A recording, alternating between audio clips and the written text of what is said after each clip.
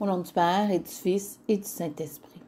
Notre Père qui est aux cieux, nous te disons merci pour toutes les personnes qui nous entourent et qui nous inspirent.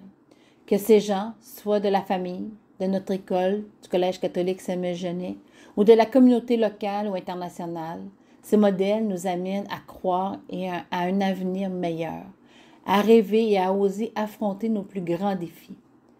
Tout comme David face à Goliath. Au nom du Père et du Fils et du Saint-Esprit. Amen. Au nom du Père et du Fils et du Saint-Esprit. Ô Dieu de bonté, en ce temps sacré de Carême, nous nous tournons vers toi avec humilité.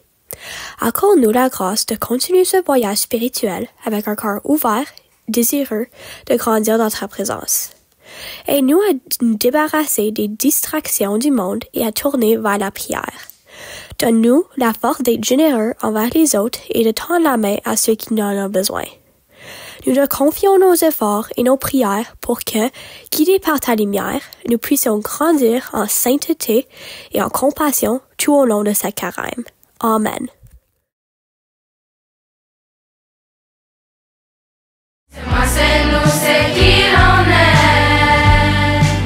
Samuel Genet.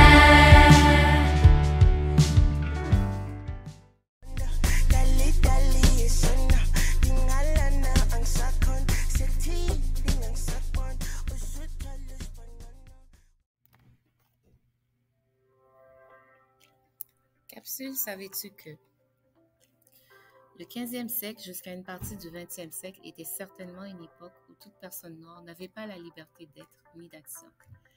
Elle ne pouvait pas espérer plus que la condition dont elle avait été soumise depuis son enlèvement du continent africain vers les Amériques. Rêver d'explorer le monde, fonder une ville ou devenir entrepreneur ne pouvait tout simplement pas faire partie de ses ambitions. Mais c'est exactement ce qu'a fait Jean-Baptiste Point-du-Sable. Jean-Baptiste Point-du-Sable est né au 18e siècle, vers 1745, à Saint-Marc, une ville d'Haïti. Il est le fils d'un marin français et d'une esclave. Accompagné de son père, il fait une bonne partie de ses études en France. Vers 1765, il arrive à la Nouvelle-Orléans, alors sous contrôle espagnol. Il remonte ensuite le Mississippi jusque dans l'état actuel de l'Illinois. Il choisit de s'installer à Peoria. Il construit une maison et épouse selon un rite traditionnel autochtone une Amérindienne du nom de Kitty Hawa, qui était la fille d'un chef local.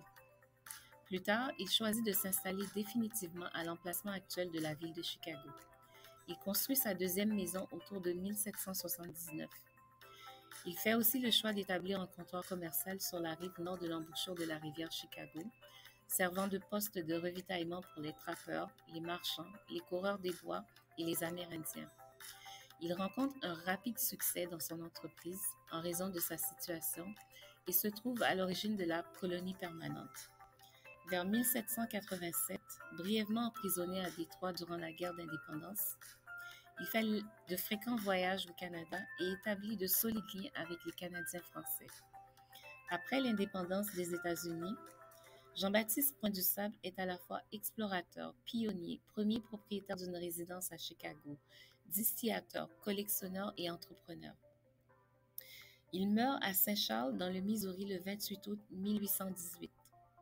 Jean-Baptiste Point-du-Sable fut longtemps oublié de l'histoire. Il est pendant des décennies ignoré par les historiens, en partie à cause de ses origines et de sa couleur de peau. Ce ne sera finalement qu'en 1968 qu'il sera officiellement reconnu comme le fondateur de la ville de Chicago. À ce jour, un pont, un parc, un boulevard, une école secondaire et le tout premier musée dédié aux Afro-Américains portent son nom. Ce buste en bronze a été dévoilé en 2009, don de la communauté haïtienne de Chicago pour commémorer sa mémoire.